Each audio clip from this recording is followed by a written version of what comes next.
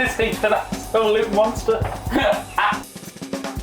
So in England, we're on lockdown number 3, hence this thing going on here. Now when we're in lockdown, you need a bit more celebration, a bit more fun, a bit more carbs. And that's why I'm revitalising making pasta sandwiches. Now, I love a chip butty, you know I love a chip butty. Does the same thing work for pasta? And I tried this a couple of years back and the answer was yes. Yes it does. It's so good. It really is. Today we're going to do 4 different pasta sauces as pasta sandwiches. First one, number 1, is the classic tomato sauce. Now the tomato sauce I used was the classic and easy red sauce from... Until your lads go by. Exercise. Exercise is very important after having these. No one's ever going to say that these things are low calorie, honestly. But it's lockdown. You know, rules don't apply as often. So yeah, the tomato sauce I used was the quick and easy red sauce from Serious Eats. Sizzle some garlic in some olive oil. Add the oregano. Add the tomato puree. Add the cans of peeled tomatoes. Blitz it. Reduce for 40 minutes. Get some pasta. Get some sauce. Get some pasta water. Make it nice. Get a bun. Butter it. Add your pasta. Top it. And you're done. The classic, the tomato sauce sandwich. One thing to be careful of with pasta sandwiches is that you can see it's kind of spilling out the sides. It's going to be very messy, but very enjoyable at the same time. It's not going to make for pleasant YouTubing, but it's going to make for good YouTubing.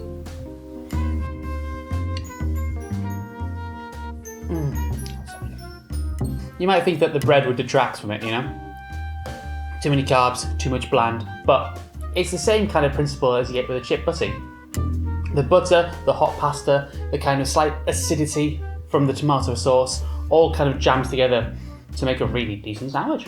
And the thing is, the butter really helps with the sandwich as well, because fat smooths out acid. So when combined with the tomato sauce, the butter just ends up smoothing it out. It makes it more mellow, it makes it more pleasant. It takes a little bit of that sharp edge off, but not too much though, not too much. I could have one of those every single day. It would be the end of me, but oh, what a way to go.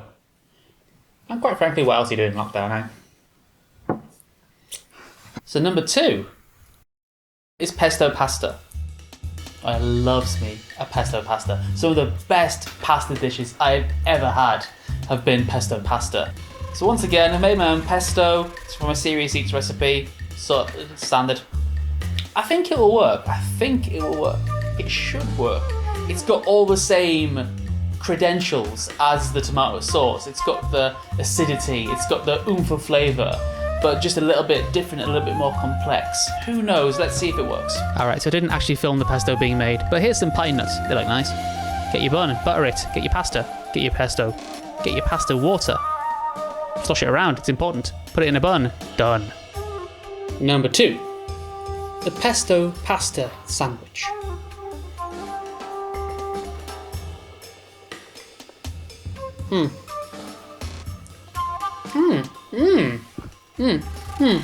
So, it started off weak.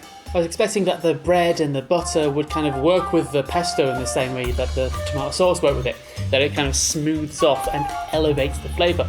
But I wasn't really getting that at first. It was just a little bit dull, and as I got into it, then the flavour started to get there. It seems like you need more pesto, more sauce in there to really achieve that kind of balance that you're getting there. If I'm thinking about it, I think something in it is competing with the bread and the butter. That's not causing it to bring its A game, and I can't figure out if it's the fat, you know, the cheese and the oil, or what. I mean, you know, it's nice, it really is. You know, the pesto does work well in it.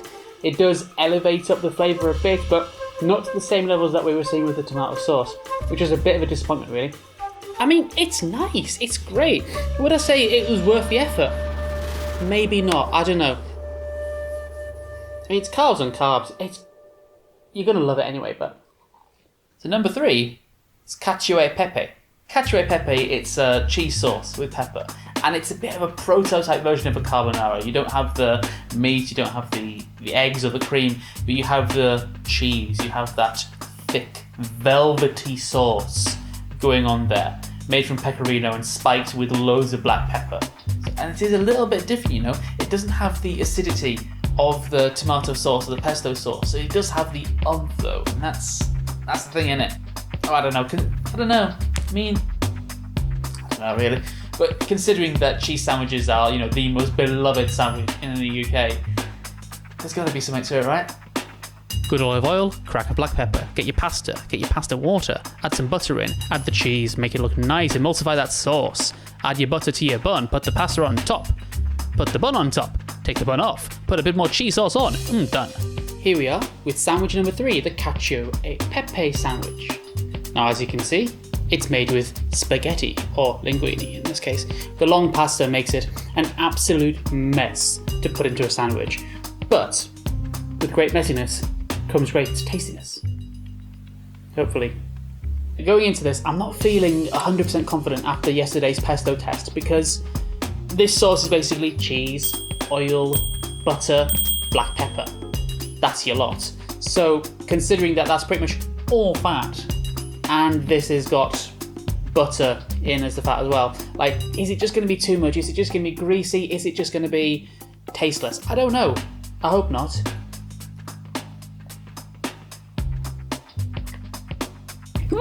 Oh, heavy. The stodge factor is strong with this one. What's really interesting is, because in the Cacio Pepe, the black pepper is like your dominant flavour in there, it's the thing that gives it a bit of tingle.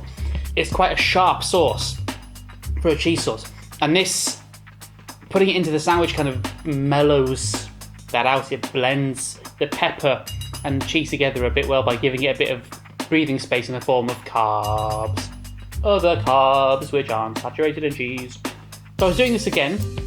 I think I'd do one side butter and then one side with some of that cheese sauce, because the bites in the middle were really, really tasty.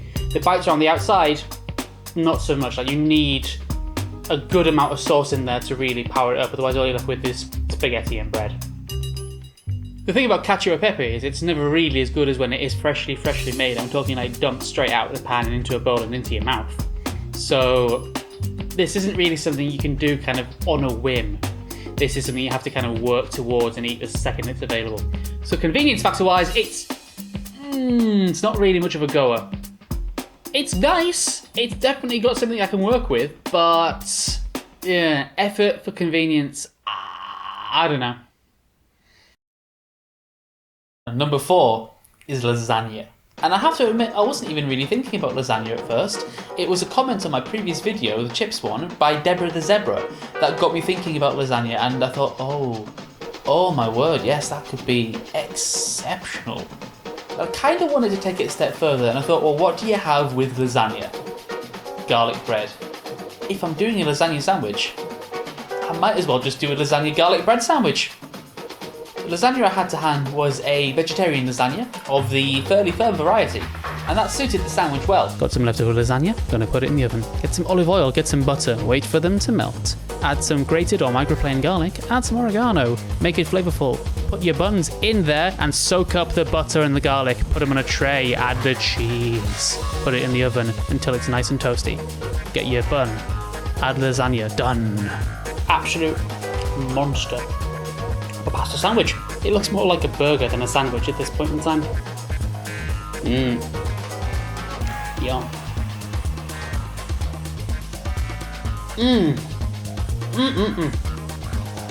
Napkin fish. My word. You've got this kind of alternating taste of garlic bread one bite, lasagna the next, garlic bread, lasagna, garlic bread, lasagna. It's so crispy as well, from the reheating of the lasagna in the oven and then the grilling of the garlic bread in the oven as well. It's a lot of work for a pasta sandwich, but my word. This is why you have garlic bread with lasagna. This is why the match exists, because they just work so well together, and just to have it as a sandwich, oh yes queen. Yes queen. This was with quite a firm lasagna, you know? Held its shape. I get the feeling if you used a oozy, cheesy, sloppy lasagna, this would end up a lot like a sloppy joe. And I am absolutely there for that. There just aren't enough words to describe how good that was. So there we go. That's 4 pasta sandwiches all wrapped up. Was it good? I hope it was good. I enjoyed making it. Well, I enjoyed eating it more than I enjoyed making it, but it's all good. It's all good. If I had to be pressed on which ones I like the most, the lasagna one. I mean, it's not really a contest considering we went above and beyond for just that one sandwich, but the lasagna one was spectacular. Out of your 3 regular ones though, yeah, the tomato sauce one was doing it for me. It was lovely. It was really nice. I think that's a general trend, kind of away from cheese-based and cream-based sauces, more towards tomato, more towards lasagna, more towards bolognese. Bolognese, oh, that would work really well actually. Just give that one a try next time. Yeah, give it a try. If you can do a chip butty, if you can do a crisp sandwich, you might as well try a pasta sandwich. Honestly, I'm telling you, it's worth it. And if you do try the pasta sandwiches, let me know. I'd love to hear from you. Like, what kind of bread are you using? What kind of pasta? What kind of sauce? Are you using something different than butter? Like, there are so many combinations that we could choose from. There are a billion combinations to choose from. I think we can make it happen. I think this could be the start of a beautiful, beautiful thing. P.S. If chain restaurants start getting a hold of the sloppy lasagna sandwich, I want my cut. That's your lot.